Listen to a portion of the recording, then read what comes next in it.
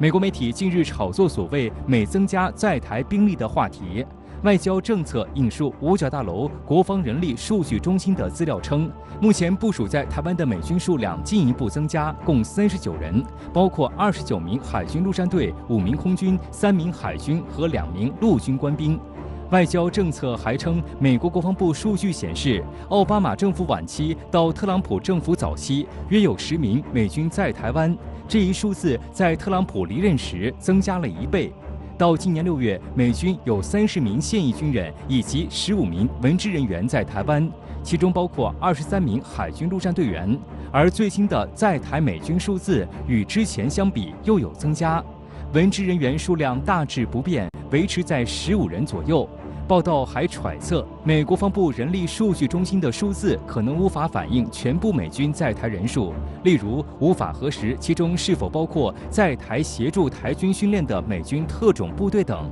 航空知识主编王亚楠指出，因为五角大楼国防人力数据中心的资料涉及美军海外驻扎的机密，不可公开查阅。能说得这么细致，不排除是美军内部故意泄露。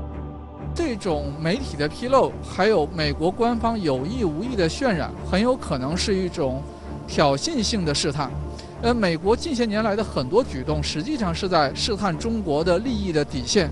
因为当年中美建交的时候，有3个基本原则，就是要美国跟台湾的关系不能上升到官方的层面。美国媒体近期炒作中国建成了不止一处的航母形状的导弹标靶，我国防部对此回应道：“美国应先自省。”请教一下杜先生，美媒为何要如此卖力炒作，又为何要自动对号入座呢？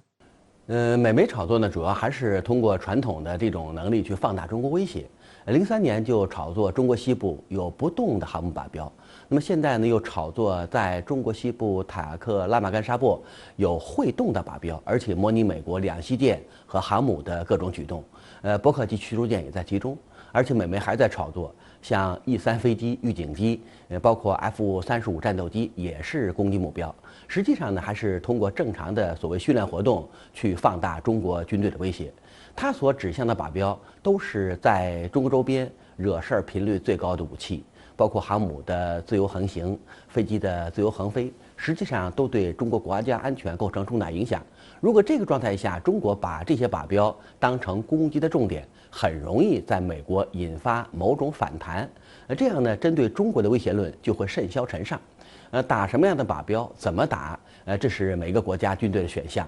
即使是模样像，但到底是不是美媒所猜测的一些美国式的武器装备，我想它仅是一种猜测而已，根本不可以在内部结构包括其他方面得到某种程度的确认。那如果贼喊捉贼，包括现在主动认领，那只能说明美国在中国周边惹事儿太多。如果能够让中国军队减少靶标或者减弱靶标，减少在中国周边的军事活动是唯一的做法。如果持续的在中国周边进行各种所谓的威慑行动、入侵行动，类似的靶标有可能更多。东部战区新闻发言人就美米利厄斯号导弹驱逐舰11月23号过航台湾海峡发表谈话，称中国人民解放军东部战区组织海空兵力全程抵近跟歼警戒。分析认为，全程抵近跟歼警戒的表述实属罕见。请问一下杜先生，这一表述是否意味着对美军警告力度的升级呢？以前对美舰过航台湾海峡，我们有全程跟歼警戒，但是很少出现抵近这个词儿，也说明呢，目前对美舰在台海的穿航行动，